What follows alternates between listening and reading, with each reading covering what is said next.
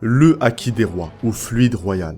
Le type le plus rare de haki. Possédé par une personne sur 1 million, il permet de faire sombrer dans l'inconscience n'importe quel ennemi qui a un esprit faible. Ce type de haki est rare et ne peut être obtenu par l'entraînement. Il est dit que celui qui possède ce type de haki a toutes les qualités pour devenir un roi. Avec le chapitre 1010, une information est venue bouleverser tout ce que nous savions sur ce talent inné. Le haki des rois peut être revêti pour se protéger ou donner des coups dévastateurs. Cette technique est si puissante que les rares personnes capables de la maîtriser font d'office partie de l'élite. Et avec la récente révélation du haki des rois de Zoro, je me suis posé la question de savoir si Oda ne nous aurait pas délibérément caché d'autres détenteurs de ce haki. D'autant plus que certains personnages sont tellement puissants qu'il serait tout de même étrange de penser qu'il n'en ait pas la maîtrise. Alors avant de commencer, je compte sur vous, comme d'habitude, pour mettre la misère à ce pouce bleu. Il a rien demandé, je sais, mais sachez qu'en privé, il ne dit pas que du bien de vous. Donc réglez-lui bien son compte. Si ce n'est pas fait, je vous invite également à rejoindre mon équipage. On grandit de jour en jour, mais on n'est pas encore assez pour s'aventurer sur Grand Line. Donc, je compte sur vous. Maintenant que tout est dit, on est parti. Mihawk. Dracul Mihawk, connu sous le nom d'œil de faucon. Il est le premier capitaine corsaire à apparaître, et il est surtout le détenteur du titre du plus grand épéiste au monde. Et s'il y a bien un personnage à qui j'ai pensé avec les récentes révélations sur le haki des rois, c'est bien Mihawk. Pourquoi me direz-vous? Tout simplement car il est le mentor de Zoro. Et dans la plastique même d'un mentor, Mihawk se doit de maîtriser les techniques que son élève connaît. Et oui, c'est aussi simple que ça. Le mentor doit donner toutes les cartes à son élève pour qu'il puisse s'élever à son niveau. Je trouverais ça étrange que lors du futur combat entre Zoro et Mihawk, Zoro présente une capacité supérieure car la différence serait bien visible et compliquée à justifier si Zoro venait à maîtriser le haki des rois. Ce serait totalement équilibré, ça n'aurait pas de sens et surtout, ça enlèverait la tension de ce combat qui, je vous rappelle, doit être un combat d'anthologie. De plus, Mihawk fait clairement partie de l'élite des personnages les plus puissants du monde de One Piece. Son simple titre suffit à prouver sa détermination et sa volonté impressionnante. Le plus grand épéiste du monde. Vous voyez réellement ce titre accordé à un personnage ne détenant pas ce fameux talent qu'est le haki des rois? Pour moi, ça semble insensé. Rendez-vous compte également que Mihawk est un adversaire de longue date du très célèbre Shanks le Roux. Leur combat faisait trembler Grand Line. Volonté contre volonté, ces nombreux combats étaient définitivement des combats de rois. Rox d'Xebec. Personnage légendaire, son nom a autrefois fait frissonner le monde entier. Son équipage, les Rox Pirates, était composé principalement de personnes assoiffées de sang, qui étaient toutes considérées comme des terroristes, et le plus impressionnant, c'est que dans cet équipage, les plus grands noms de la piraterie que nous connaissons actuellement y faisaient partie.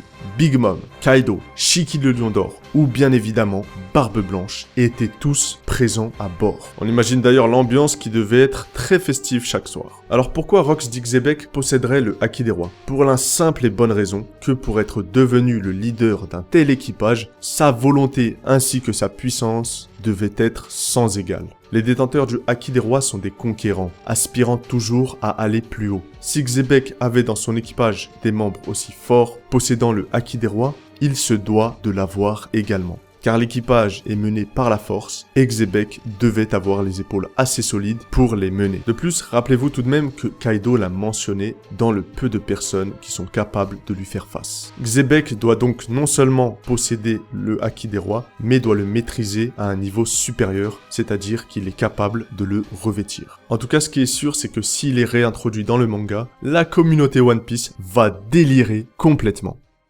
Garp, héros de la marine. Ex-vice-amiral et fier représentant de la justice, grand-père très exigeant mais surtout homme au grand cœur, Garp mérite amplement son titre de héros de la marine. Dans sa jeunesse, il s'est illustré pour des tas de faits spectaculaires. Il fut considéré comme un démon par n'importe quel pirate ayant eu affaire avec lui.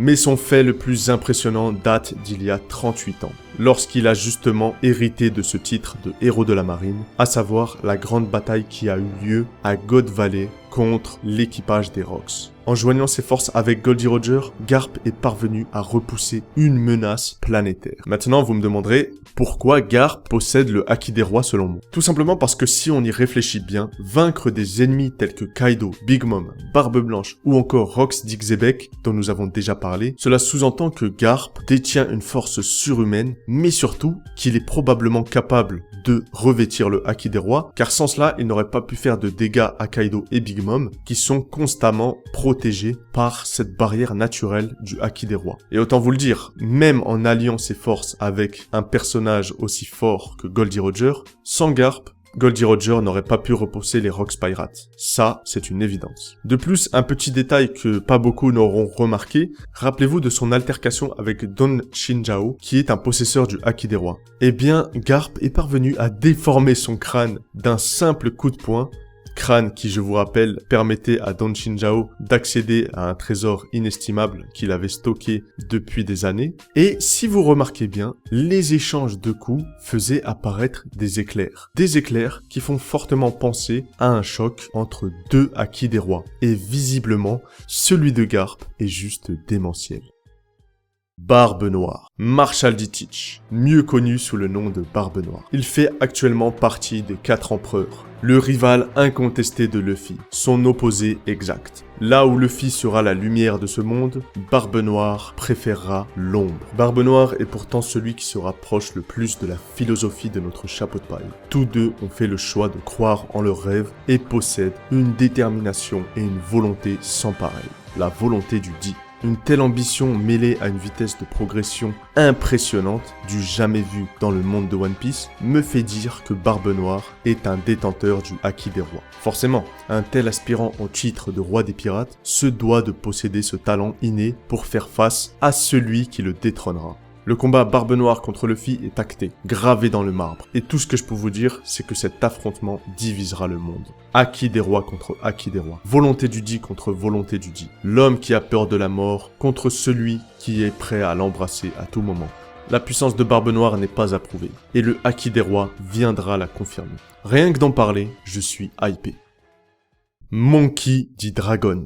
Monkey D. Dragon, surnommé Dragon le Révolutionnaire. Il est le père du très célèbre Monkey D. Luffy, ainsi que le fils du très célèbre aussi Monkey D. Garp. Chef de l'armée des révolutionnaires, il est le plus grand ennemi du gouvernement mondial. Alors Luffy, Garp, j'ai comme l'impression que la lignée de notre chapeau de paille est royale. Car pour moi, Dragon possède bel et bien le Haki des Rois. Tout d'abord, il faut une sacrée force et une sacrée poigne pour tenir un groupe tel que l'armée des révolutionnaires. C'est-à-dire qu'ici, nous ne parlons pas simplement d'un équipage, mais d'une bande de personnes qui veulent se battre jusqu'au bout. Et pour tenir les rênes de tels combattants, il faut avoir les qualités d'un roi, d'un leader. D'autant plus que s'opposer directement au gouvernement mondial et par extension à l'autorité signifie que Dragon possède bel et bien la carrure d'un roi. Car en destituant les plus grandes instances du gouvernement mondial de leur rôle, cela sous-entend qu'il souhaite mettre en place sa propre vision du monde. Maintenant parlons de points plus factuels. Vous l'aurez remarqué, à chaque apparition de Monkey D. Dragon, un changement météorologique s'opère. À chaque fois qu'il est dans les environs, l'orage s'abat, le vent souffle et tout semble déréglé.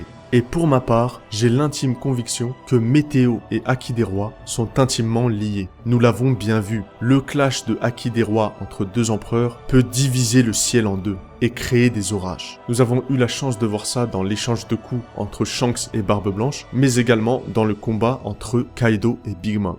Maintenant, reste à savoir quand est-ce que nous reverrons le personnage le plus énigmatique de One Piece.